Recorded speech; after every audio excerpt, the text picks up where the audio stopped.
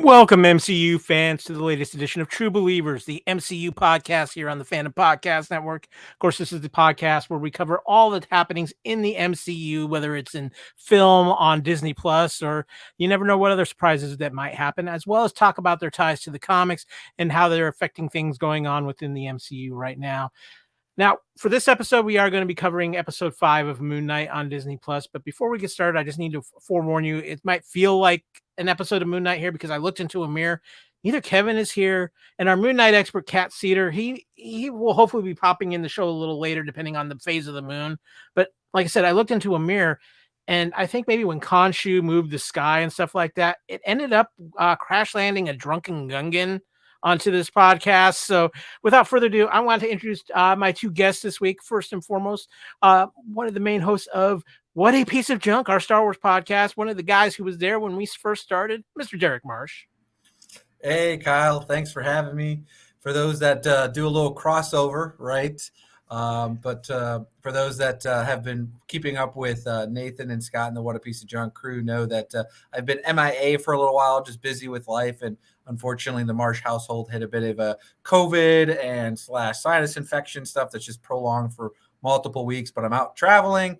And I guess I did offer my services to Khonshu because he brought me back from the dead. So I'm able to attend the show. So I'm super excited to join you today, Kyle, and talk a little Moon Knight and Marvel.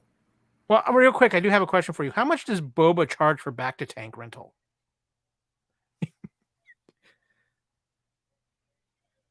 Derrick, I think your sound quit out on you again. So we're having a little technical difficulties, but while Derrick works on getting his sound back, nope, no sound. But while we're doing that, I'm going to bring in our favorite Wookiee into this podcast, our own Fandom podcast. He is the Wookiee on the Drunken Gungan. He is the Gooey Chewy. He is Nathan. Nathan, Miracle. That is me. Yes. Man, I tell you, without Derrick piloting the ship, Scott and I just are not as good of pilots as he is. So we hired this guy who was supposed to be the best pilot in the Resistance. But when we got here, he started talking about archaeology and ancient Egyptian deities and whatnot. I don't know what's going on. So how's it going for you, Kyle? It's going well. I'm curious, did he talk about spice too? Just wondering. He did for a little bit, spice, and then he said something about Indiana Jones. I'm not real sure. Yeah. Derrick is still working on his sound over there. It looks like he's currently muted out. So probably the best podcast you might have ever done with him, Nathan.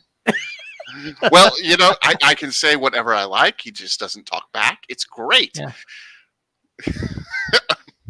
Okay. Yeah, and also he's a couple states away right now, so we don't know where Derrick is anymore these days. We still can't hear you. Just it's part of a little technical difficulty here. It's saying your mic is disconnected, Derrick. So you check your settings there. If you need to drop out and come back in, do that. But we are here to talk about Moon Knight. We're going to focus, of course, on episode 5, Asylum.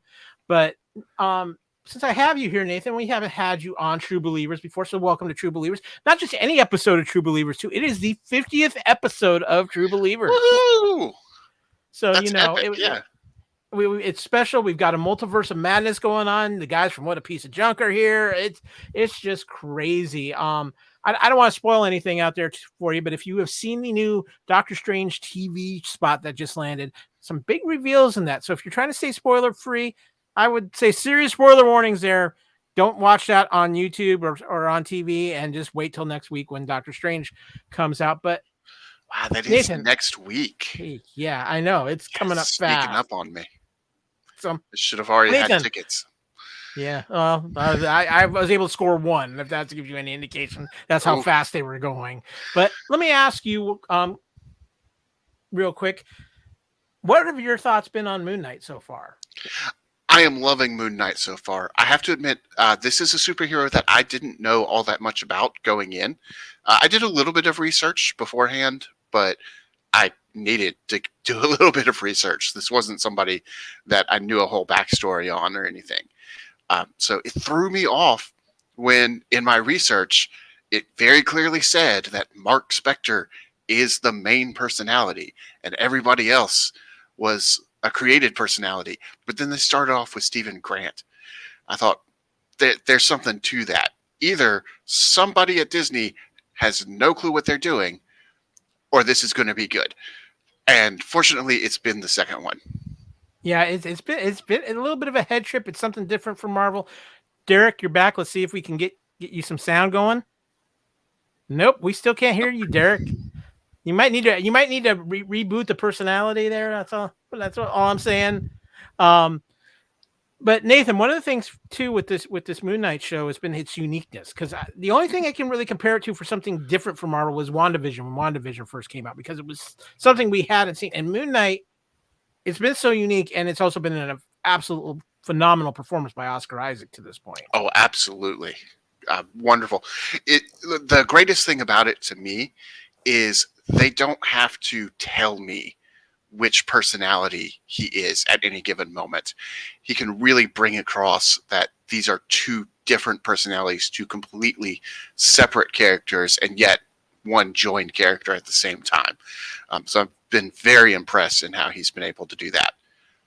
Yeah, no, it's been a phenomenal job. And so let me ask you this: with kind of coming in with not a lot of knowledge of Moon Knight, I'm actually a pretty big Moon Knight fan. I've always liked the look of the character, and I've really liked what they've done with him over the last about 10 to 15 years with some of the more modern stories dealing with his identity disorders and things like that. So as a fresh comer into Moon Knight, what fascinates you most about the character at this point? I think the thing that fascinates me most is the multiple personalities. How he got his powers, yeah, that's neat, but it's been done. It's not actually all that much different than Black Panther getting his powers from Bast. I know Black Panther also has the herb, but it's still kind of the same idea. A semi-forgotten deity giving power to a particular person. But what really brings this character alive to me is having those multiple personalities and how he has to juggle them, and how different ones have different strengths. And that's something that's kind of surprised me. It's not that one personality is just absolutely useless and the other one is the one that we need. It's both of them have different strengths. One has the knowledge and one has the physical capabilities. That's been my favorite part so far. Okay, so I'm curious too, because one of the other things that really stands out for me with this show, and it's something I've really liked, an aspect they've added to Moon Knight in the recent years, is you have kind of the two different versions of Moon Knight. You have the classic Moon Knight superhero look, but then he has adopted this Mr. Knight look. Now, in the comics, Mr. Knight is more of a hardcore detective noir style, things like that. And works with the cops and things like that. Here, it's obviously kind of like, okay, well, when Steven's in charge, that's how Moon Knight looks. When Mark's in charge, you've got more of the traditional superhero look. I got to ask, what's your favorite look for Moon Knight? Mr. Knight. I like it better. Yeah. I really do. So I play Marvel Crisis Protocol, which I say I play it. Mostly I just buy the miniatures and paint them. So I do have a miniature of Moon Knight. Yeah. They do not have the Mr. Knight one, though, and I'm really hoping at some point they come out with a Mr. Knight miniature that I can paint. Last week, just sprayed him. Yeah. Now, last week, and if you're not familiar, Nathan, or for our listeners, I award what I call Excelsior points to Mr. Reitzel. What it is basically he's learning about the MCU and things like that. So I gave him points for how well he learns. Well, last week, because it was, he was getting ready for his wedding and things like that, I awarded him 10 Excelsior points. And what those points got him was the Mr. Knight suit to wear to his wedding. Unfortunately, he wore a Raiders suit instead, but I thought it would have been cool if he would have wore his Mr. Knight suit. Of course he wore a Raiders suit. We know, Kevin. Yeah, I'm not surprised at all that he wore a Raiders suit. Yeah, no. So it's one of those things to where I think it would have looked sharp. Kevin can work anything in a suit, but we go from there. But well, we got Derrick back. We're gonna try this one more time. Mr. Marsh. Can you hear me now? Hey! I can also hear you though. Yeah. Okay, so let me cancel. I was trying different settings, so let me try doing the echo canceling. Okay, yes, try that, and that should. Okay, and then, but I turned off the automatically adjust mic volume, so I'm still Yep, hearing me. You're still you're here. good. You're good. Okay, For so that, as you get a behind the scenes look of what happens at True Believers here in live podcasting. Thank you. I believe in your internet setup. so there we go. Yes. Yeah, In that it's I believe it hotel exists, Wi-Fi. not that it's all that good. Yeah, hotel Wi-Fi as well as work laptop that's not set up for actual podcast recording, all that fun stuff. Worst case Yes. scenario, if it goes out again, I'll just log in through my phone. So, Derrick, I want to ask you. I was asking Nathan what his thoughts were on Moon Knight so far. What have your been impressions of Moon Knight been? Were you familiar with Moon Knight going into the series? A little bit, but all I knew was that Moon Knight / Mark Spector is bat poo poo crazy, and that's about it. And I think I caught a little bit of glimpse of Nathan talking about how Marvel, it was either going to be very successful or it was going to be totally off the wall and bomb. And that's what I'm guessing his interpretation is. And to me personally, I mean, this has got to be some great acting. Maybe not quite of Tatiana Marley with Orphan Black, but pretty close in my opinion, right? Especially if we get that third personality that eventually shows. But we'll see.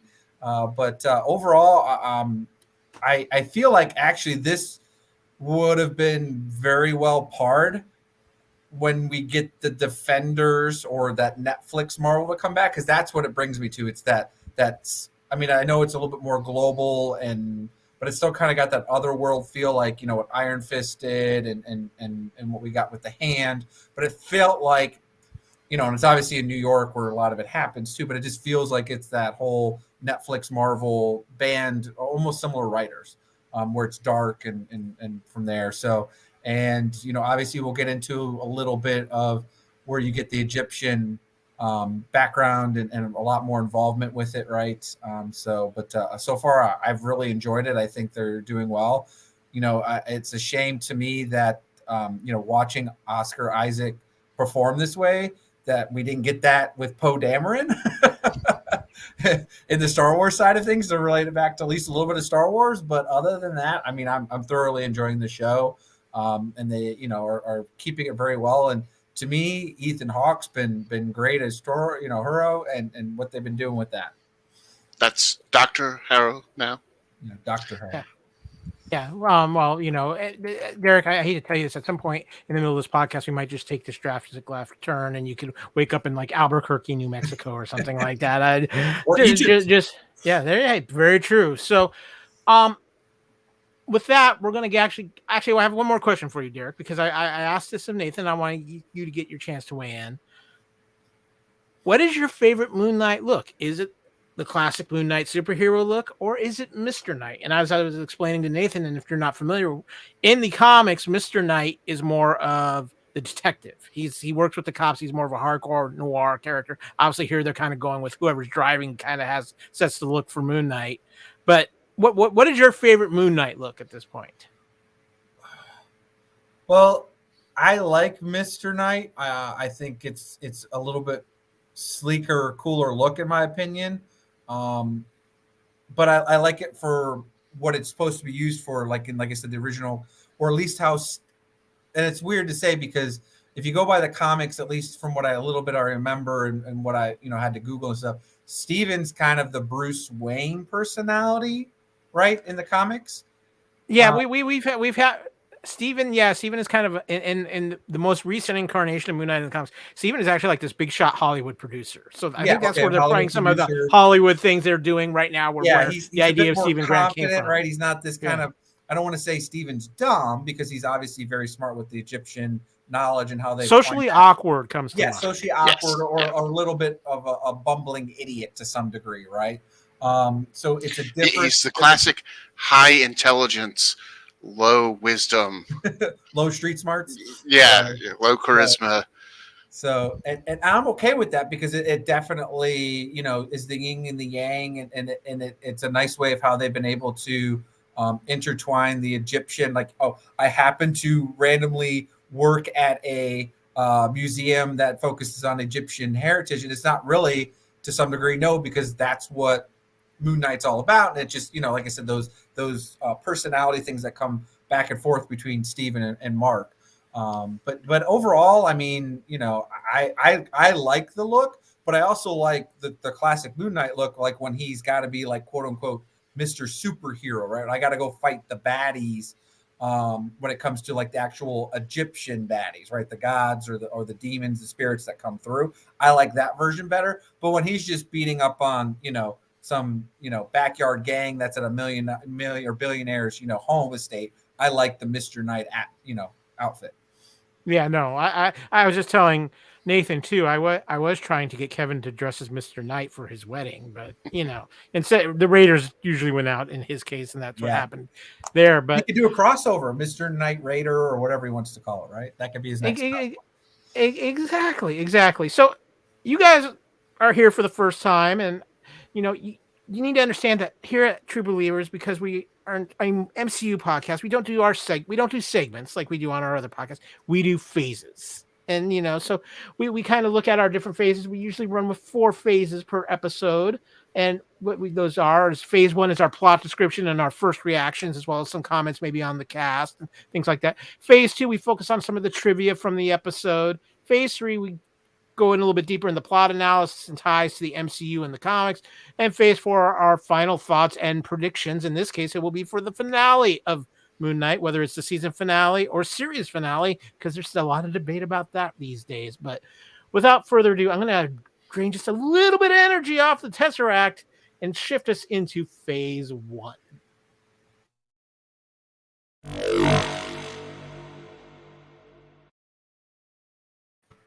Okay, you guys are okay over there. No cinched hairs. Nathan, you had a beard when we started. It's still intact? Yes. I think so. Yeah, wait, why is it up here? Yeah. Wookiee. I know how that Wookiee hair works. It's a little bit different, but hey, you know what? You're good. I'm just going to say that the last time we did some Tesseract energy release, it didn't do too well for Kevin's collectibles back in his studio. So. But it is what it is. But let's get into the plot description for this episode of Moon Knight, which of course is episode 5, Asylum. So the hippopotamus-headed woman who Grant identifies as the Egyptian goddess Tarwit explains to Spectre and Grant that they are dead and that the hospital is actually inside a boat sailing through the Duat. She weighs their hearts on the scales of justice to determine whether they will be allowed to enter the field of reeds and advise them to help each other uncover hidden memories causing their imbalance. Grant sees a memory of Spectre's younger brother Randall drowning and Spectre's mother blaming him for it, while Spectre reveals to Grant how he became Khonshu's avatar while on a mission with his partner Bushman. Big point we're going to get to later about that. Spectre and Grant convince Tarwet to let them return to the living world to stop Harrow, and she steers the boat towards the gates of Osiris. Dr. Harrow convinces Spectre that he has to fully open up to Grant, and Spectre reluctantly explains that he unknowingly created Grant as a result of their mother's abuse. Grant and Spectre reconcile with each other, but their scales fail to balance, causing hostile spirits to attack them while fending them off. Grant is consumed by the Duat, the scales are balanced, and Spectre finds himself in the field of reeds. Closing out and now joining us from the field of reeds on site, our Moon Knight expert, Mr. Cat Ceder. Cat, what's up, everybody? Hey, Cat. Now in the field of reeds these days. It was beautiful. I didn't want to come back, but I did. Yeah. Now, real quick, we got to dive in. Cat was, of course, on site for the big Fandom podcast event that happened the other day. The wedding of our first couple, Kevin and Aaron. Cat, I have one issue that you told me you were going to get him to wear the Mr. Knight suit. And then said I see a Raider suit. I mean, what's going on, man? He decided he wanted to be a Raider nerd instead of a Moon Knight nerd, so he had to do what he wanted to do. So I couldn't really for him. I did try, but I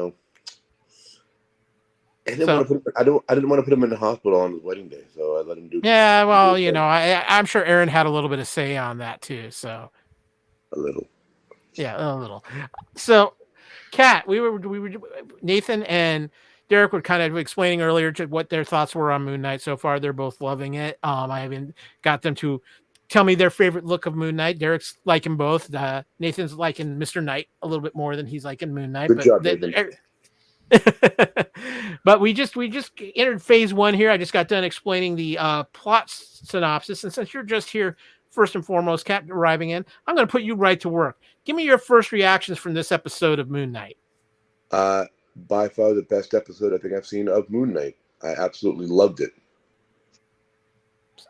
So what hit you on this? I'm curious. What hit you? Because this is an episode a lot of people are raving about it, but it was definitely different from a lot of anything we've seen from Marvel, really, in my opinion. That and the fact that they did such a great job of using all the Egyptian lore, a few tweaks and twists here and there, but different people doing different jobs instead of Anubis doing the Wang. It was Tuari, Tuari, how you pronounce her name. Yeah. I apologize for those, and if you know how to pronounce it correctly, let me know. The hippo, and just Mark and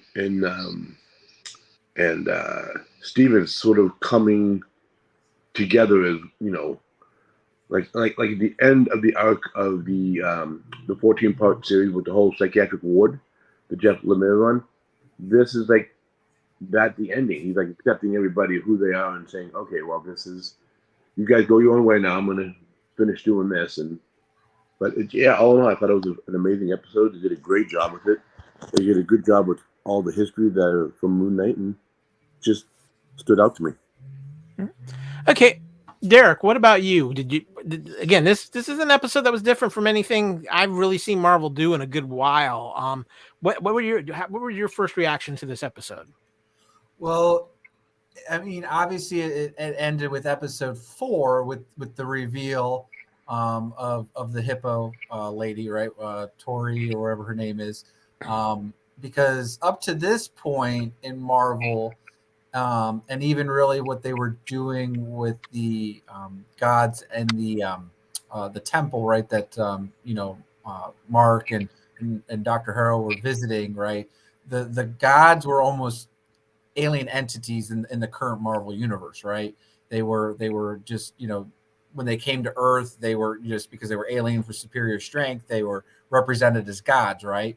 But then if you look at what we've seen a little bit revealed with the Thor 4 God Love and Thunder, you kind of see with the whole reveal of Zeus, right? And we know that we'll eventually see Hercules, right? So, and you're thinking that's going to be more, again, aliens represented of ancient gods and how that's been with Earth. But in this aspect, it is really a god in this sense because of the afterlife, right? Now, is this, again, everyone, or is it someone that's just been involved with Egyptian history, doing artifacts? Because, again, this was somebody that Mark had killed, and that was, the people that as we see. But it was interesting because it's like, well, where's Tony Stark? Did he have to go through this? Or, what is it, right? Because then it almost plays, well, then this is, quote unquote, finalizing that in death in the Marvel that, everyone goes through this Egyptian, or again, is it just, this is what Mark is consciously expecting, right? Because it's what he's, quote unquote, raised on, or because he has conscious, deity type reveal that he's been touched by him, that it goes through this, right? It just opens up a new aspect in the Marvel universe, if they're actually going to have true gods in that aspect. So up to this point where, like I said, anything that's been a god deity in history in human world has really been an alien in some aspect, right? No, that's true. That's a point we've actually discussed a couple of times here. But Nathan, what about you? What were your first reactions coming out of this episode? Well, I greatly enjoyed this episode. I personally really like it when we can take a step back from the action and have an episode where we really explore the characters. And this episode delivered on that. There's a little bit of action at the end. You kind of always have to have some in a superhero show or movie with the duots fighting. But a lot of this episode was exploring Mark Spector, Stephen Grant. How did that divide come about? Why is it useful? And how is that affecting Mark as a person? Because his heart is not in balance until that Stephen Grant personality goes away. So I love finding out more about that. I also love finding out more about the pantheon, kind of the deities. As Derrick mentioned, most of the gods that we see in the MCU are actually aliens. The big exception to that, though, was Bast, the Panther deity in Black Panther. And we do see the ancestral plane. And Terawet actually mentions that when she says, this is an afterlife, not the afterlife. And she says, the ancestral plane is so beautiful. And that's a direct reference to Black Panther. But it does bring up the question, what about Tony Stark? Like, he doesn't have any ties to Egyptian mythology. He doesn't have any ties to Bast. Where does he end up? Presumably somewhere. Terawet says there's this unreal number of mental, psychic planes that are untethered to the mortal realm, but we don't know where he is. So maybe we'll find that out someday. I think my first reaction to this too was I really love the interplay and getting inside Mark's head with the Steven and Mark aspect of it. I think what you guys are talking about, it's an interesting conversation that we'll get into a little bit more as we get into deeper in the plot. But I think what you're seeing now is the reflection of different beliefs in the MCU. Moon Knight having ties in those Egyptian beliefs, where you have Wakandans, the spiritual plane. Tony Stark probably had a whole different thing. So it's going to be interesting to see how this plays out. But I want you have something you want to bring up? Yeah.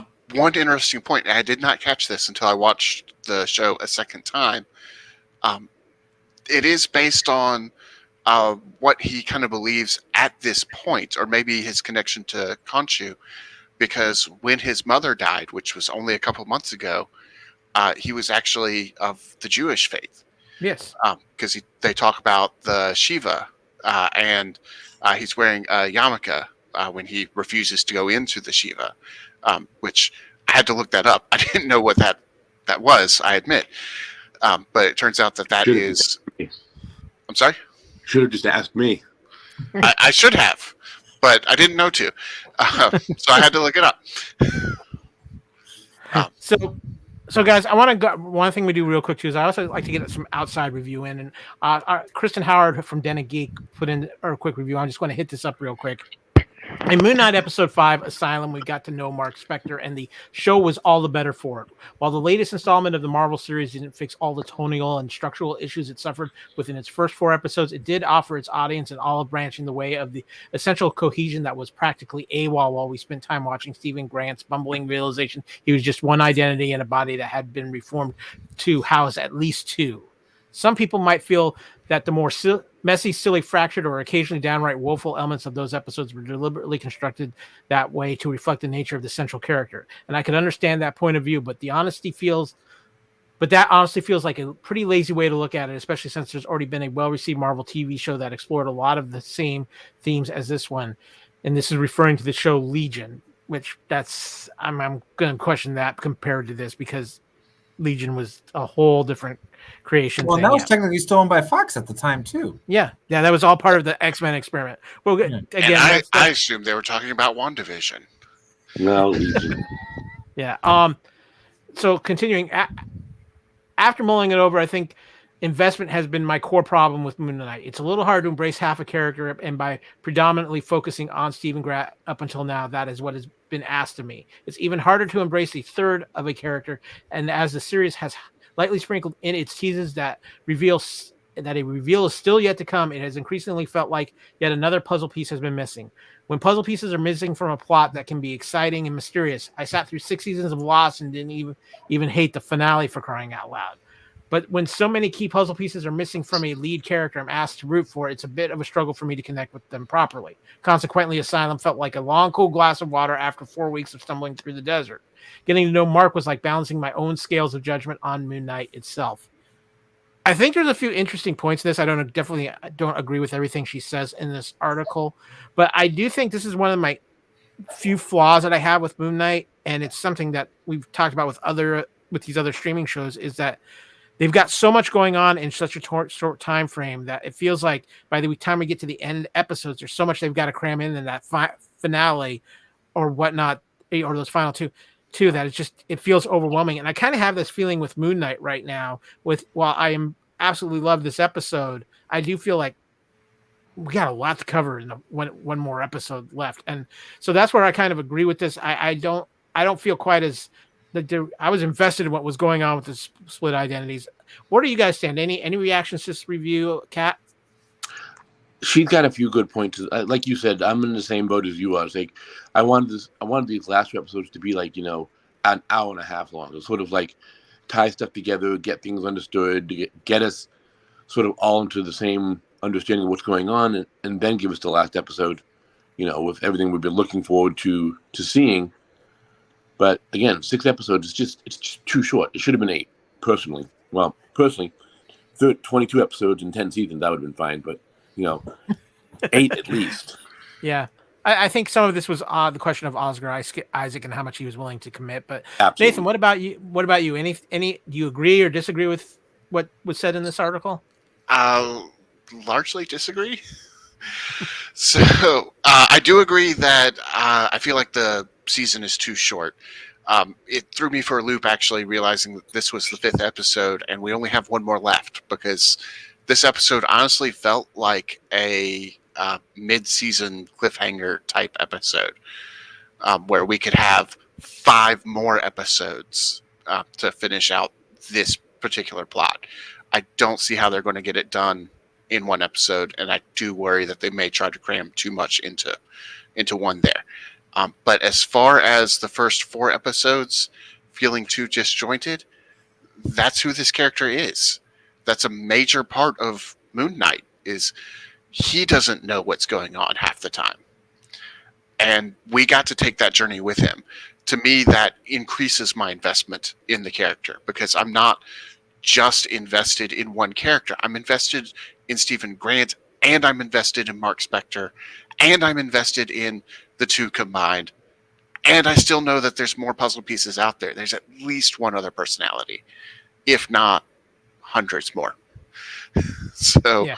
I disagree with that aspect of it. I know they called it lazy. I think calling things lazy is lazy. Yeah, which means I just admitted to being lazy by calling that review lazy. But let's not. You're gonna give me another personality, which I really don't need at this point.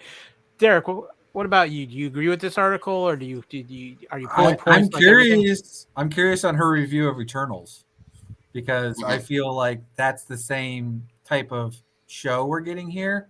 Because let's be honest, guys, each episode is 45 plus minutes long. So when you add that times 6, that's 4.5 hours. That's longer than any single or almost 2 Marvel movies put together. That, is the execution that you want. Like, I need a true origin story where it should have been starting off for the first episode. Mark is abused by his mom, and we see Steven. Like, I don't need it up front. I thought they did enough to keep it interesting. Like, okay, because again, we don't really see Moon Knight right until the end of episode 1, which is, how Hollywood does things a lot of times, right? It's a reveal after episode 1, the big reveal, or somebody dies, right? And that's going to be what the next episode of who's going to be, they've done it a gazillion times, like I said. So to me, it's nothing new. It's just whether or not your origin hero type movie, this is what this person wants, which is perfectly fine. Don't get me wrong. I mean, that she's allowed to have that feel, but I agree with Nathan. To me, when it's almost that we're third person watching this, or the fourth wall. But at the end of the day, it is Mark Spector's story, so you're seeing it through Mark Spector's eyes. To me, I love this whole episode of Asylum, and then the way they ended the last episode when they actually showed initially Mark and Steven together as 2 people, because we knew at this point, okay, this is going to be, either death or where Mark's in his actual mind now, right? And I like the way that's going. Now, to be fair, we don't know and obviously Kyle and Kat, you can tell me, you guys know the character a lot better than I do. Is Dr. Harrow a actual reoccurring kind of main villain in Moon Knight? No, okay, it's a one-off. He's only appeared one time in one issue as a disfigured doctor. No powers, no nothing, and that's it. So they're doing a lot more with him than they actually did in the comics, right? Yeah, which is fine, right? Because it gives them that free. They don't say nobody can guess exactly what they're going to do with the show, right? Right. Because they've written 30 years of the story.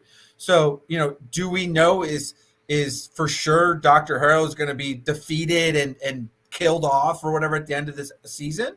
Like, he may be the recurring villain for Moon Knight, or play a part in Moon Knight's story if we get more than one season over several seasons. I don't know, right? Because you got to still have that Egyptian deity type deal threat, because at the end of the day, if all the Egyptian gods or whatever the story is beaten in the season 1, then Khonshu doesn't need Mark Spector anymore in essence, right? No. So in the comics, Mark Spector gave up on Khonshu. See? No. Which that could be a whole season arc in and of itself. Yeah, it sounds like a season 2 to me. Yeah. Well, and we'll talk about that, especially here when we get to predictions a little later. But I want to talk real quickly. I want to move us on to phase 2 here, guys. So let me just leech off a little bit more Tesseract energy.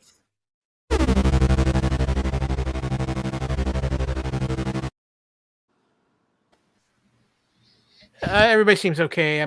Cat, you might have a little smoke coming off your backside. I don't know if that, or if it's just the room you're in is a little hazy. But you know what? That Tesseract energy, it does weird things. Guys, I want to talk about the cast a little bit now. Obviously, we all have discussed how amazing Oscar Isaacs has been in the show, and Derrick, you mentioned it earlier before Cat got here. The comparison to Tatiana Maslany and Orphan Black. I think he's been just as good there. Maybe not as many characters yet, but he's done a phenomenal job. But what I really want to give you, Derrick, and you, Nathan, a chance to talk about some of the other casts just real briefly here. So, Derrick, what have you thought of the cast as a whole, as throwing in, May Callum, Ethan Hawke, F. Murray Abraham as the voice of Khonshu? What have you thought of the cast as a whole? I mean, Ethan Hawke is a phenomenal actor. Like, he's been great since, the early days of Stand By Me and Outsiders, right? I mean, he's just a phenomenal, actor that's grown up in Hollywood over the many, 40 plus years at this point, right? And I loved him in a lot of stuff. So just I like, again, where when they probably casted these roles, it wasn't just going to be the way that at least they're telling this season of the story. It's not just you're going to play this one character. Like, he had to be able to play multiple types of personalities, right? Because now he's playing this psychiatrist, right? And I really enjoy that, because it's another mind game where you get to see a different, again, him and Oscar Isaacs battling each other, right? And I love that. I think they casted Ethan Hawke very well for the Dr. Harrow character and how they're playing off each other. Yeah. What about you, Nathan? What have you thought about the cast as a whole? Has there been anybody outside of Oscar Isaac that's really stood out to you? Well, Derrick and Scott know that if they didn't star in Star Wars or Star Trek, I probably don't know their names. I'm much better at voice actor names than I am actual actor names. I try to get lost in the characters and not really concern myself about the actor or actress behind the character. I just enjoy it more that way. But that said, it did really hit me that Ethan Hawke, and I couldn't have told you his name till Derrick said it, but Harrow has been excellent. And watching him be the psychiatrist, I had to actually sit and remind myself, this is actually the same guy who plays Harrow, the villain, the acolyte of Amutz, or whatever they want to call him. The thinking about the fact that it's the same actor just kind of broke my brain a little bit. He did an excellent job of shifting into basically a completely different personality, even if it's the same character. So I think he's been stellar. Outside of those two, though, Oscar Isaac and Ethan Hawke, everybody else is there. I can see where that. I mean, it's a smaller cast, so not a lot to focus focus on. But Kat, I want to talk about two people that stood out for me in this episode. First, it's a little voice acting work. So Nathan, Antonia Salib, who was the voice of Tourette, she just it was great cat voice casting because she has this absolutely just sweetheart of a voice coming out of this hippopotamus, and just it added to the surrealness of it. And I think it was great casting to have her voicing that character. Let her find her and not notes. have this, and not have this overpowering voice coming out of like an Egyptian god. It's like this, like just this sweet lady who you want to come up and hug you, Cat. That's what I thought. I thought she was gonna hug them when she saw him. Give me a big hug. Whoa, big hippo, little voice.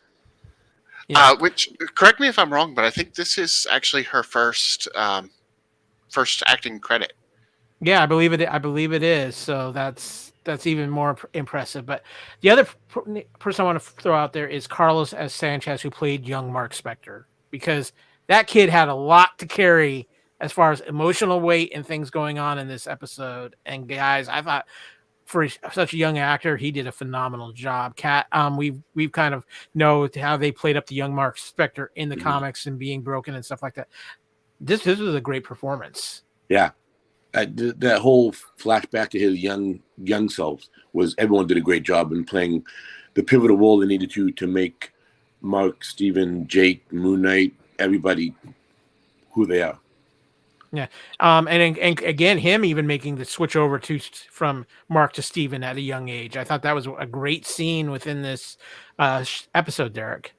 I love how you just inherently picked a British accent. I mean, that was supposed to be off Stephen Grant, but again, it was just funny. Like you said, I better clean up my room before Mom gets pissed. Yeah, that's funny. Now, are you going to pay attention to make sure your daughter doesn't start changing accents at any point here soon? Well, we shouldn't have to worry about any of that stuff, right? Where she's put into pressure, but you never know, right? Yeah, hey, kids these days might pick up accents down the line, so that's what we always made a joke. It's like, if we got a British nanny, and would she pick that up, right? So, well, I know Miss Poppins is who's looking for a job, so you never know. Nathan, what about you? Yeah, what about you? I mean, it's hard enough on it with a child actor, but to actually have to be a child actor and do split personalities. I mean, this is another area where I'm really good about shutting my brain off and thinking, this is just the same person. Which is, went back in time and got Oscar Isaac from when he was a kid and brought him in. So I guess mission accomplished, because I had no trouble believing this was the same person, just at different points in the life. Yeah. Well, the other part of phase 2 is we dive into a little trivia, and there's a few interesting trivia tidbits from this. We discussed one earlier. When discussing different afterlives, Toette mentions the ancestral plane, calling it lovely. Of course, that does make an official tie-in to the Black Panther. Cat, is this the biggest MCU tie-in we've had at this point with Moon Knight? I don't know. I still think the whole boss thing they showed the first time, but I'm still going with my Doctor Doom tie-in from episode 1. True, but this is the biggest MCU as far as for sure established into the MCU universe. Oh, absolutely. There, so, yeah. You have to tell me what this episode 1 Doctor Doom. I didn't get to listen to your guys. Did you see the first episode? Yeah, of course. Remember when he was looking up at that castle? Okay. On the hill. Well, if you take that castle and you superimpose Latveria Doomstat over it, it is the exact same thing. Interesting. And they're using Doom's name on the vehicles, the VD for Victor Doom. Yeah, Victor. So, or Von Doom. Either. Yeah, Von Doom. And what movie was that? Was that Eternals, or what movie was that? God, Eternals was terrible. No, it's in the comics. No, but they had that in one of the movies where somebody who hijacked a van or got into a van. That was Moon Knight. It was Moon Knight. It was in it. But there was it was before Moon Knight though. There was something else that was, or was it? Maybe you're right. Maybe you're right. Maybe I was thinking from the trailer. That's what you're right. Yeah. You guys are right. Now I remember. Yes. Okay. Yeah.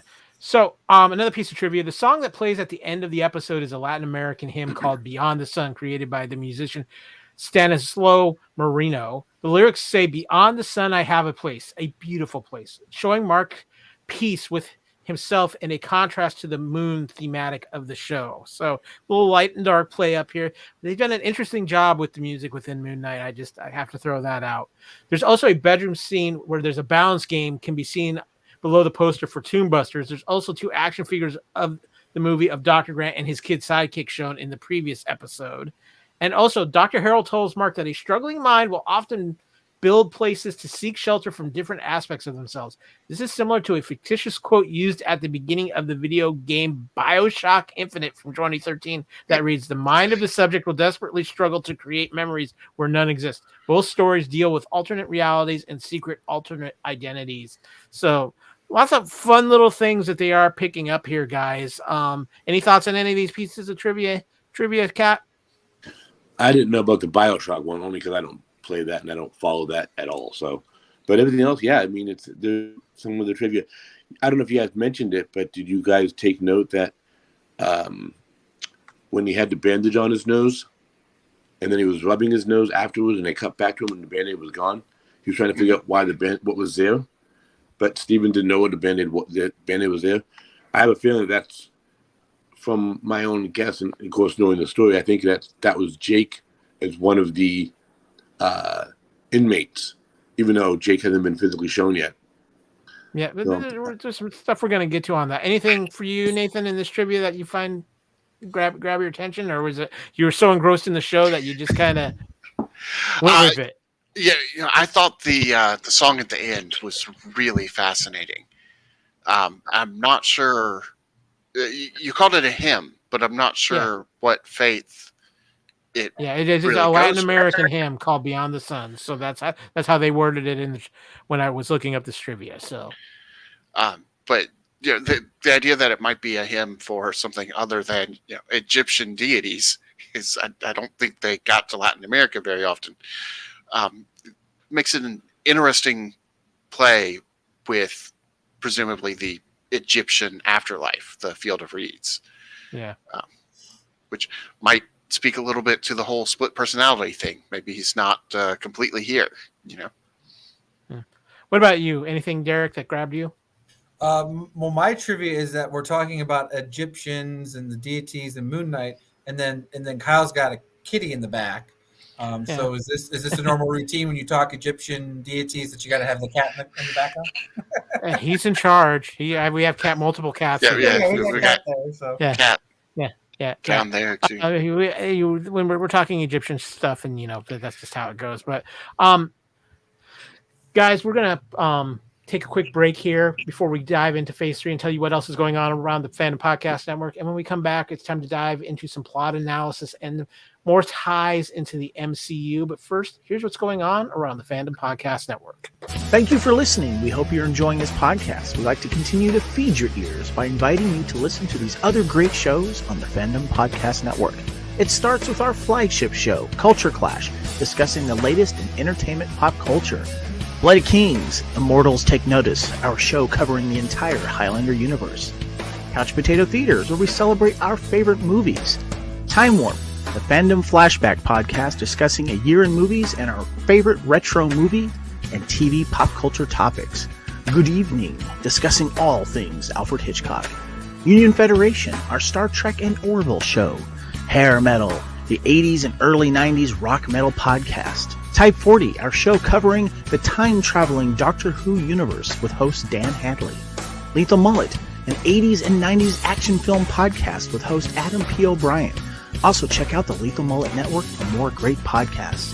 What a Piece of Junk, a Star Wars podcast with hosts Scott, Derrick, and Nathan.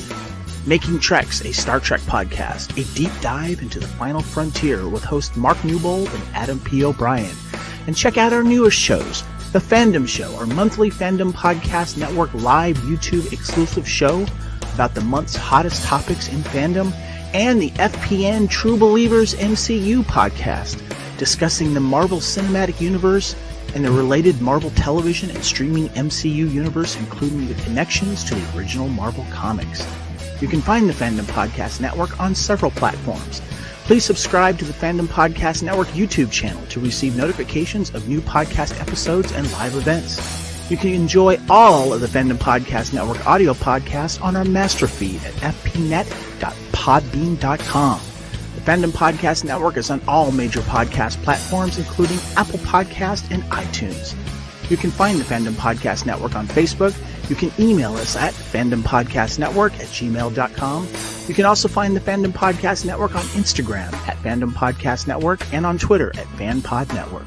Thank you for listening, and remember, respect others and enjoy your fandom.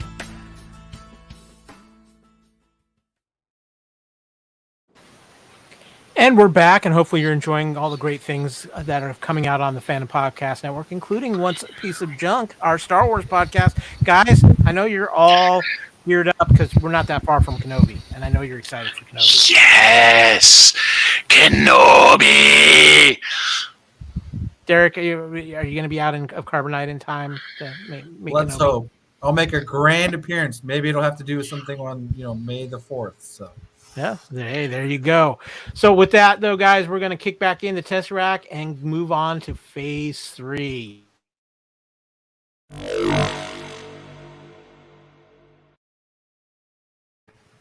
So it's time to talk a little plot analysis here, and I've got a few points here I want to get to. First and foremost, topic number 1, getting to know your Spectres and your Grants. Big episode for Mark Spector and Stephen Grant as we really get to the bottom of how Stephen Grant was basically created within Mark Spector's mind, what his purpose is. We also get a little bit more history on Mark Spector as well. Some pretty big reveals that were needed.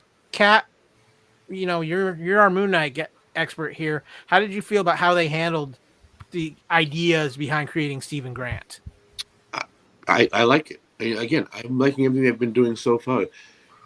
And I think they did it that particular way because, again, they only have 6 episodes, so they sort of had to give it to us. Like I told you last week, I said next week's episode is probably going to be a history episode. Remember, we were talking about that? And yeah. So, like, this is exactly what it was. And they gave us a history of Mark Spector, who he was as a child, how Stephen Grant was created, and how I think it's leading into Jake Lockley as well, but that we can get to that in a little bit. And then, showing Mark Spector's past and giving us a little bit about who he was, what he did, showing us when he died, and everything else. And they're tying it all together very quickly. For those of you who are not big Moon Knight fans, could be a little long for those who are big Moon Knight fans. But all in all, I think they're doing a really good job for the limited time that they have and the limited space that they're using with certain runs from different comics. They're doing a good job. I like it. I'm enjoying it. Like Nathan said, right. Yeah, they've done a good job of mixing in several of the key comic storylines.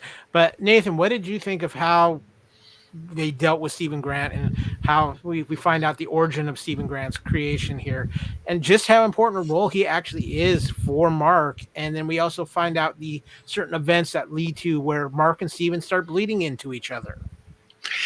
Yeah, that has to be an incredibly hard thing to have someone that close to you pass away and to blame yourself.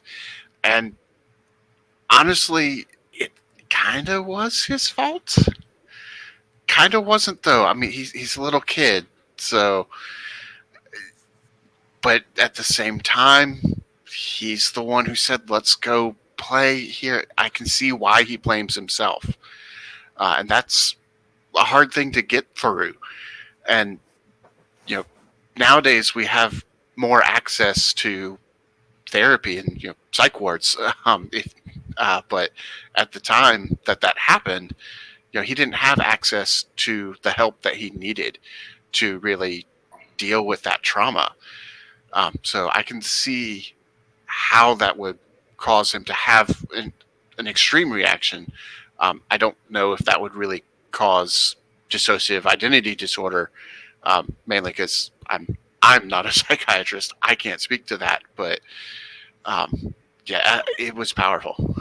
Yeah, Derrick, I think one of the most powerful things in this too was, and they didn't talk about him feeling guilty about his brother's death, but even more so, just having the weight of his mother putting that extra guilt on him throughout his childhood after the events.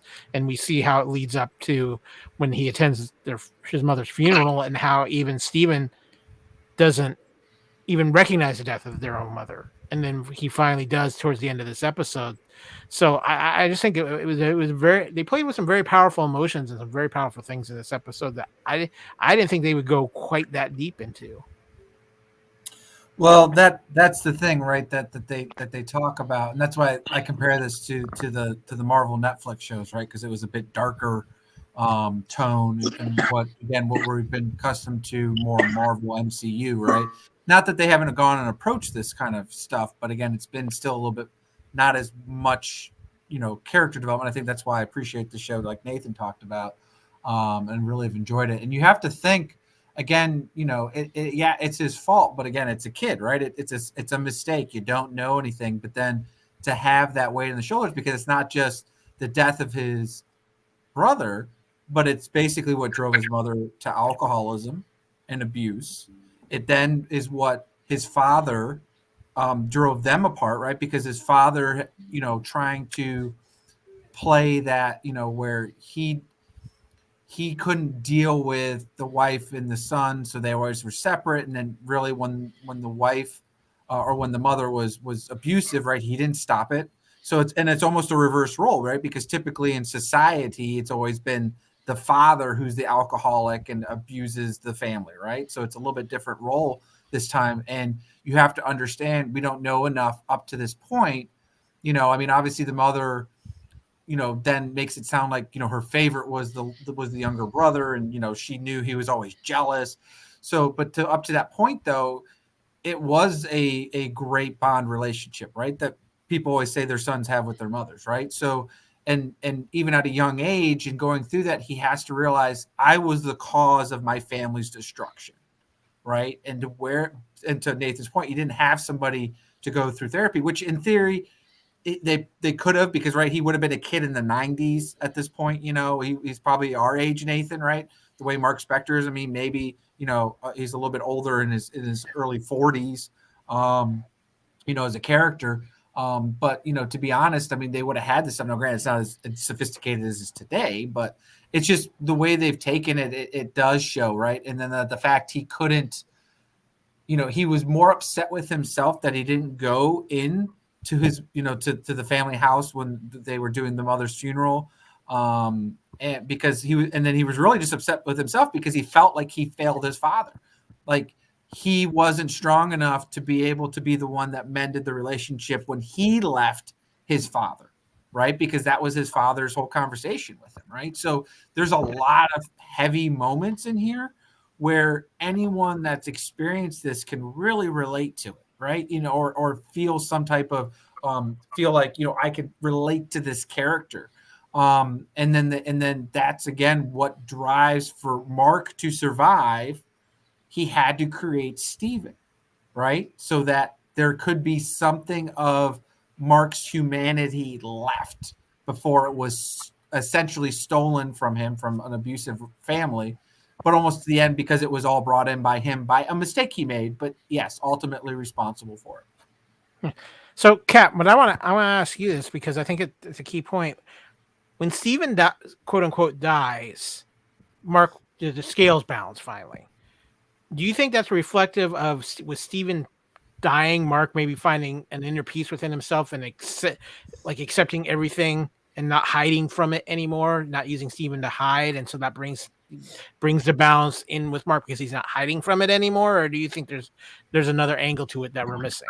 No, I'm much in the belief that he's come to acceptance, because in the end of that Lemire run, he does the same thing to Khonshu, Mark Spector, actually Stephen Grant, Jake Lockley, and Mr. Knight. He says, I accept all you guys, you're all a part of me, now let's go our own ways, and when we need each other again, we'll come back.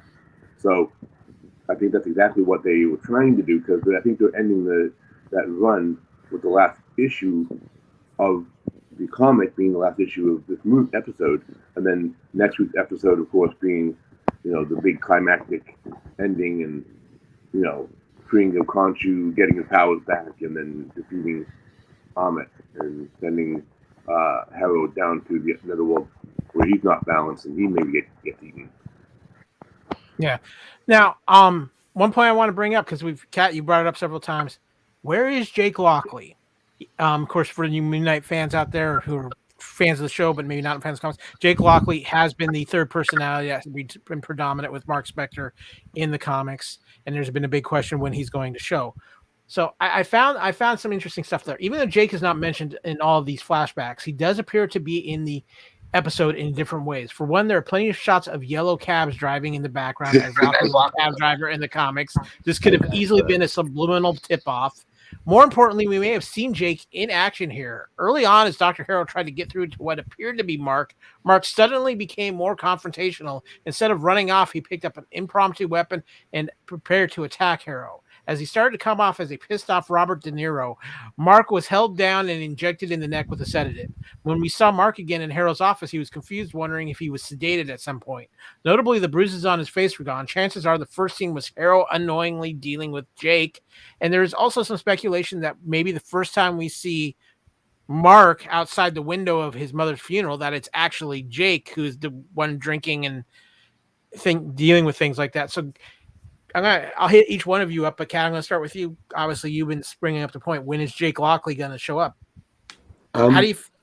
This adds up. It adds up, and of course, there's also mentions of people he killed in New York, which would indicate more Jake Lockley because of the New York setting. Yep. I have a feeling, and I was talking to my roommate, my old roommate, where I'm staying now in California, which is why I'm mobile instead of at my computer. He brought up a good point as well, which I'm agreeing with, that when we see Mark create Steven protects Mark from his mom by cleaning his room and doing the things, and doing things that Mark wouldn't want to do because he's more of a, I want to go out and play kind of kid. But who's going to protect Steven? That would be the persona of Jake. Because Jake, from what they're doing, instead of being the cab driver and the information gatherer, he's more of a hardcore killer. So I think when we see Jake drinking, that's Jake. When, like I said, episode 3, when we saw the guy getting killed, that was Jake. So we've seen Jake a few times. And as you said, when the doctor is sedating his neck with that syringe, that, like you said, and I believe that was Jake as well. And then Mark coming back. That's why I said rubbing his nose. It's like, wait, wasn't there a Band-Aid here? What happened? So I think we've seen him. And I think it's going to happen. It's going to be, since Steven is no more, I have a feeling that the Moon Knight we're going to see in the last episode might just be Jake as Moon Knight instead of Mark as Moon Knight.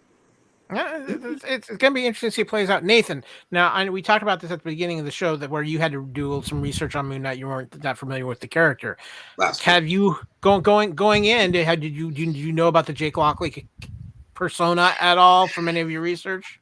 Nope. I knew that there may be more than 2 personalities, but I didn't know anything beyond Mark Spector and Stephen Grant. That said, there is definitely a scene when they're in Egypt and there's a bunch of bodies on the floor, and Stephen says, "Oh, this is your handiwork," and Mark says, "Well, I didn't do any of this." So when they said that, I thought, okay, there's got to be a third personality in there, because neither one of them did this, but Moon Knight did this. So, who did it? Not one of them two. It's got to be somebody else. Technically, Nathan, there's actually 5, if you count. 5. Okay. Stephen, Mark, Jake, Moon Knight, and Mr. Knight. Yeah. So okay. It's busy in Mark Spector's head, Derrick. Oh, yeah. Were you familiar with Jake Lockley, the fact that there was this Jake Lockley personality in the comics, Derrick? Well, yeah, and I don't know if you guys talked about it, but it's revealed in episode 4 that there's Jake, because when we see Mark running through the asylum, there's a third Egyptian sarcophagus that's standing up that he opens and looks at it. That's Jake. No. They didn't open it. It just shook. Yeah, but I'm saying but that's Jake. Yeah. So we know that's at least one other personality revealed at this point. Or to be frank, to your point, Kat, it doesn't have to be, that if you want to look at the personalities, but that's Jake in there. Oh, absolutely. No, I agree. It is. They just didn't let him out. So we've got Jake revealed. It's just to your, whether we even see him in this season 2 to begin with, right? It doesn't mean, what they ended this next episode. We'll talk about it. We did see him in season 3. We did see him we saw him in episode 3. For you guys who don't know it, Jake is famous for wearing a Chicago hat as a cabbie. And if you look at the episode 3, you see him when he's in the street, he's wearing the Chicago hat. And if you listen to his voice, it's got a little bit more of a New York accent to it as opposed to an American regular, like, Mark Spector accent, which I'm not even sure where he's supposed to be from, but it's more of a twangy New Yorker. So we've seen him. And of course, the guy stabbing the bad guy is obviously Jake as well. Well, and didn't Dr. Harrow say that this psych ward was in Chicago? Yes. I believe he did, yeah. Yeah. So that might indicate that he was talking to Jake at this point in time. That's a possibility too, yeah. Very possible. But let's talk some comic relations here, because there was I think this episode finally had more comic relations than any episode of Moon Knight we've had to this point, Kat. We actually get to see the scene where Mark Spector is resurrected by saved by Khonshu, right from the comics. But then there was the moment that I know you were just losing your mind, because the name Bushman is finally dropped in this series. Now, for those of you who aren't familiar, Bushman is basically the mercenary who was partnered with Mark Spector in the comics, who turned on him, mortally wounded Mark Spector before he became Moon Knight, and has been basically the main villain for Moon Knight through most of the Moon Knight characters' run. Kat, I'm going to just let you have the floor here, because I know you've been waiting for this the whole series. About freaking time. I was hoping it would have been last episode, but they finally mentioned Bushman. Like you said, he is his biggest enemy. He's been with him probably since almost the beginning of his Moon Knight career, minus a few people like Will by Night. And he finally exacted his revenge in the 2006, I think it was, 2008. The one where he, spoiler, he gets to fight Bushman. He actually kills Bushman. And as creepy as Mark Spector is, which I think was more Jake Lockley in that, cuts his face off and wears it as a mask. And it's like, yes, you are now finally dead. And he basically, I'm going to absorb you so you don't come back. And I was like, they finally mentioned him. Now they got to put him on the show. Nathan, I don't think they're going to actually go that far, even on a Disney Plus show, even if it is a little darker. I don't know. If we were on Netflix, maybe so, but yeah. But yeah. I mean, the Purple Man did some crazy things, but yeah, they're not on Netflix anymore. So yeah. Derrick, I want to ask you, because I know you have a little bit more background on the comics. When you heard the name Bushman, did that ring a bell for you? Did that carry any weight? No, I mean, and when you say Bushman, I'm thinking, here we go with Luke Cage, right? Yeah, not. So it's not, if it's not the same character, then unfortunately, no. No, that wasn't Bushman. That wasn't it. Cottonmouth. Cottonmouth. Well, Cottonmouth was season 1, but season 2 was, I thought, the Bushman. It was close. It might have been Bushman, because of this. There's a snake called Bushman too, but at that time too, you got to remember Moon Knight was probably not even in the thought process. Correct. And I'm just saying. But again, that's where it feels like it is, because, like you said, there's parts in New York which could be right next to Hell's Kitchen, right? It is Bushmaster. Bushmaster. Okay, thank you. Got my Google foo on there. I did not remember that offhand. Yeah. So another piece of interesting thing, Mark's brother is a bit different in the comics. Oh yeah. Stephen Grant is as surprised as Moon Knight's audience to learn that he had a brother named Randall. Though the younger sibling's MCU stint is short, the comic character actually grows up to become the supervillain Shadow Knight. Moon Knight doesn't appear to be taking this route, even if Randall was brought back by some Egyptian god magic. He's still just a child. So yeah. They did the Shadow Knight.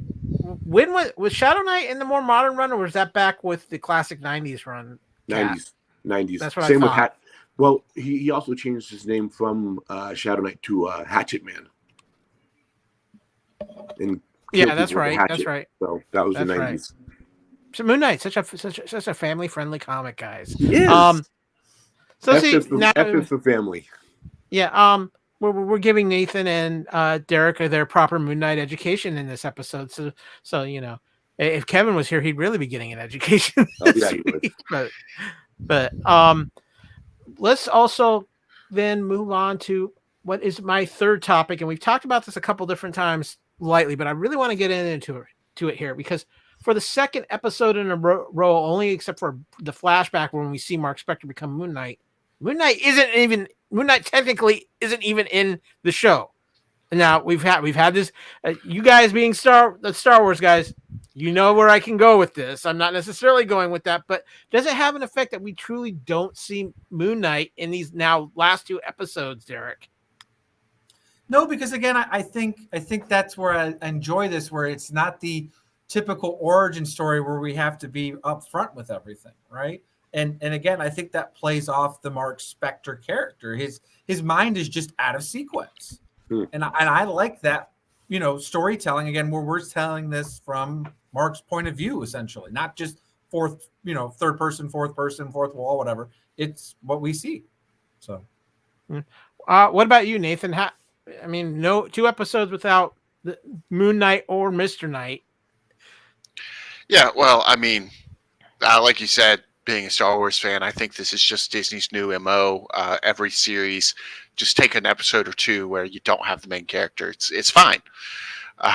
But no, in all seriousness, Moon Knight, Mark Spector, Stephen Grant, Mr. Knight, Jake, they're all one person. So I don't feel like we didn't get Moon Knight. We just didn't get the Moon Knight personality of the main character.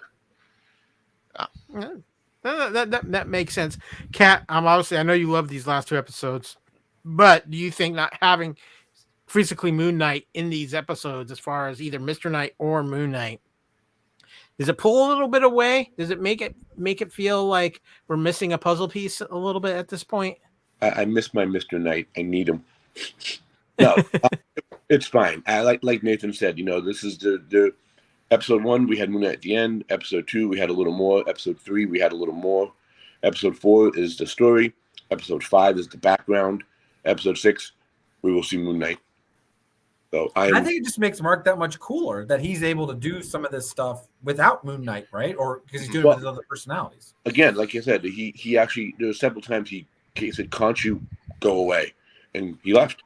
And it was just him wearing the Moon Knight costume, using his gadgets and stuff, where he changed from regular to mystical back to regular, and did the same stuff. It's just, so he can do it. It's just, we'll see what happens. He can't do the healing part, I assume. Yeah. That is. Yeah. But that's don't get stabbed. You'll be fine. Yeah. Yeah. So the armor, there is armor under his robes, under his costume. Oh, okay. If you watch, I took a lesson from Kingpin there. Well, different kind of armor. If you watch episode 2 again, when he's got his hand on the bus, and he says, "Let me take over," and he takes over, and as he's turning, if you look over on his shoulder, you see the gold armor sort of sliding into place and then getting wrapped up into the wraps. So he does wear Kevlar in his suit in the comics. Yeah. So we'll see what he does with that too. Yeah. Okay, guys, we're going to phase shift finally into phase 4. We're going to get our final thoughts on this and maybe some predictions of what will be the season, possibly series finale of Moon Knight. We still don't know yet. We're going to talk about that too. So let's let off one last bit of Tesseract energy.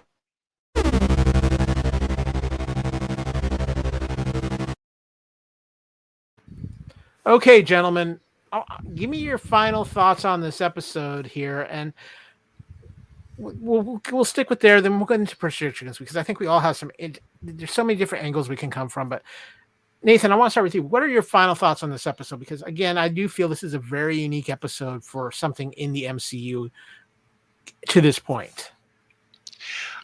Well, obviously, the next episode we're going to have to get Khonshu back so that he can resurrect Mark Spector and bring Moon Knight back. The main thing I'm concerned about is trying to fit in the entire ending of this season into one episode. So that's my big concern from this point. Outside of that, I loved this particular episode. I just think they've got probably at least an hour and a half worth of information to get out, and then they're probably going to put it in 45 minutes. This is true. Derrick, what about you? What are your final thoughts on this episode? Yeah, again, it just depends on what they were able to secure with Oscar, right? Are we going to get? I'm sure he signed up for a few movies or something too, but what are we going to get with the Moon Knight character?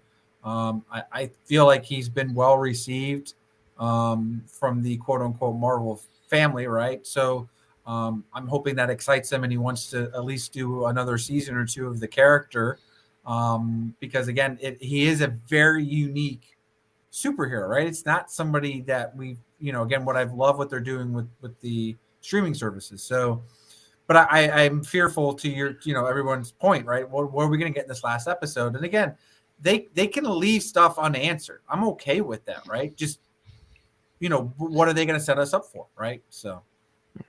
Kat, what about you? Your final thoughts as far as episode 5 goes? Like I said, I thought it was great. They gave us what we wanted. Well, they gave us what we needed to have to tie things up and put things together and put it in perspective of who's who, who's what, who's where, and why, somewhat. A little cliffhanger here and there, but again, knowing the comics, I know what's going to happen as far as I believe it's going to happen. But I'm hoping for a switch. I want to see another hippo at the end. Yeah, I get that. So for me, I really like this episode as far as what they covered and how they handled things. I would have liked to have maybe seen this episode. Again, I'm with you guys. Either this if this was the 5th episode in an 8-episode series, I feel a little bit more comfortable with that. Absolutely. Again, I love the episode itself, but I have a lot of questions about what's going to happen. So let's get into that aspect.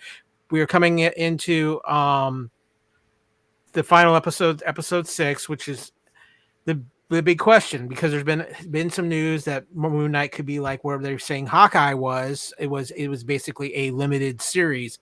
There's a lot feeding into this because Oscar Isaac's contract is up after episode 6. He signed a 6-episode contract. That was it. A big aspect of this is no movie.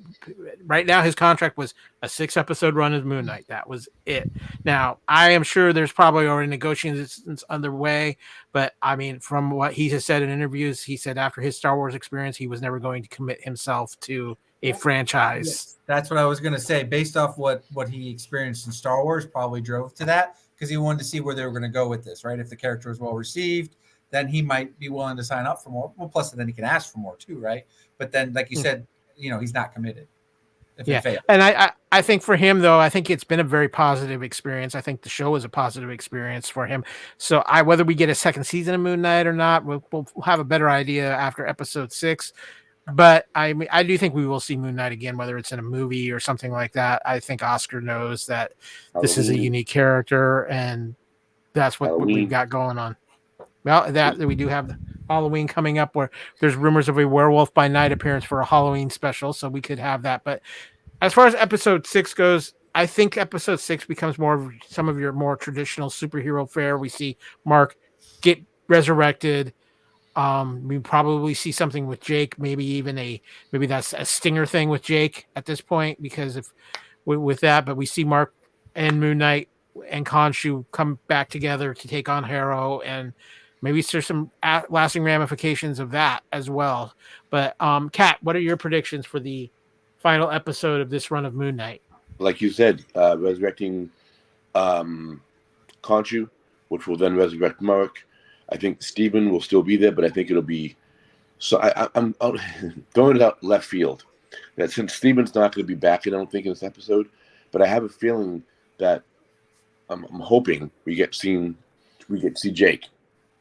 Jake takes over as Moon Knight, and Mark takes over as Mr. Knight. And then between the two of them fighting Amit / Harrow, and switching personalities between the fight, and finally accepting it so that he gets thrown out. Like, what the hell's going on here? How am I fighting, this guy, but it's the same guy, but it's different. And so that's what I'm hoping for. And then Steven showing up at the end, and they all accept together, and then, become the true traditional Moon Knight / Mr. Knight that we will come to see in comics. Yeah. I think it's an interesting possibility. Derrick, what about you? Any predictions for you for the final episode of this run of Moon Knight? Well, and I guess maybe because I didn't get a quick when you were asking Kat about the whole balancing of the hearts here, and he was relating it to Mark. Right, I got that right. Kat, you were saying that Mark was balanced and all that stuff, and that's why they were able to do it. To me, it was more about Steven, because I thought in the heart portion there, real quick, sidestepping just to do this, bring it up because that's where I think it's going to go to answer your question. I felt like Mark revealed what he was about, and the hearts were still balanced. And it was actually about Steven having to balance himself, because at this point he had to accept and really truly forgive Mark / forgive himself for it. And once, he tells Mark, it's not your fault, right? But then when he self-sacrifices himself, because that was the whole up to these 4 episodes, right? Them battling who's got the actual body persona control, right?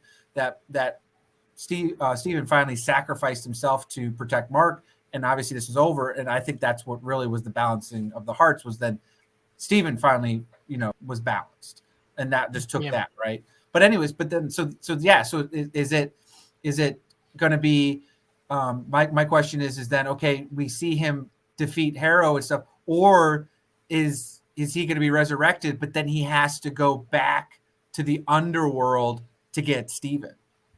And I think season 2 might be. In theory, that's what they leave it open. Yeah, if we have a season 2, I mean, I think that's the biggest question, is we don't know what the future of Moon Knight is, so we're playing a guessing game. But what about you, Nathan? Anything that possibly stands out that you can think of that we might see in season finale? Well, we know Harrow's already enacting his plan. We saw the souls getting judged, from the living world. Right. So we know Moon Knight's gonna stop him somehow. What I'm really hoping is that they have shot 2 endings. One for if Oscar Isaac says, nope, not coming back, and one for Moon Knight will return. And I'm really hoping that we get to see the Moon Knight will return in season 2.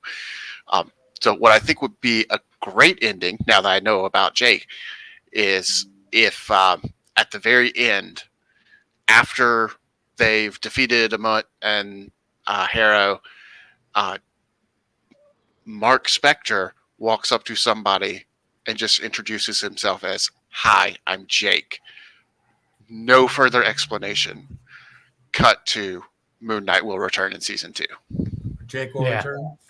Yeah. I think there's a lot of different ways they can go. There's a lot of different angles. I think a lot of it depends on Oscar Isaac. I think they probably filmed a few different things, and we'll see what they have for stingers and such too, because it's a Marvel show. We got to have at least one sting. Every show has had a stinger. Well, could we have some tie? Could we really see a hardcore tie to the MCU besides what we've seen so far? That's always been one of the things that they said. There's not going to be any super major ties to the MCU, but let's see what happens. But I am excited for what the possibilities are, and I really hope this next episode is not the last time we see Moon Knight. I hope, whether it's in a film or another series. So it's going to be interesting. This episode is coming out the day before Doctor Strange, isn't it? Yep. I remember the last time we had a Marvel show that had an episode a day before a movie came out, and that was when Agents of S.H.I.E.L.D. went into S.H.I.E.L.D. collapsing in Winter Soldier. Yeah, Winter Soldier tie-in. Yeah, that makes me think I would not be surprised if we get some sort of multiverse stinger that you're supposed to watch the day before you see Doctor Strange. Wouldn't surprise me at all. Derrick, any final thoughts or predictions? Real quick for you Moon Knight comic book nerds, does Moon Knight have any ties to any West Coast Avengers, Young Avengers, or any of the tag teams? He was actually in the West Coast Avengers around issue, I think it was like 27 or 28 for like 10 issues. Okay, so there might be a Kamala Khan tie-in.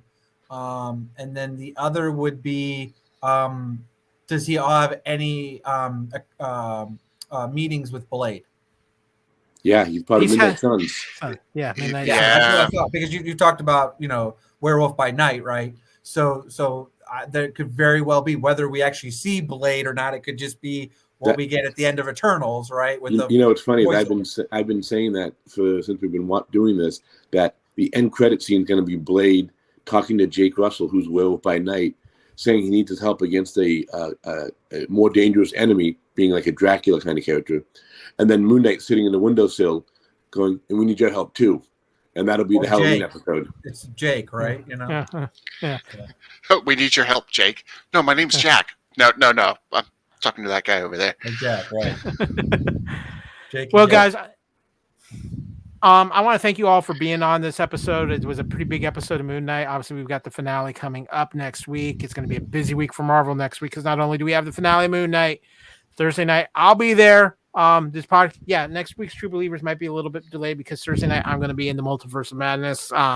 Me too. Dolby Digital, checking it out. I cannot wait. I'm excited. There's a TV trailer that dropped today with some pretty big reveals. I don't want to do spoilers here, but there's some big things and with that. But Nathan, Derrick, thank you for coming on. It was a little bit short notice. I appreciate you guys being on. And of course, big stuff happening for What a Piece of Junk. We've got May the 4th coming up. We've got May 25th coming up. And we've got Obi-Wan Kenobi coming up. We are all excited.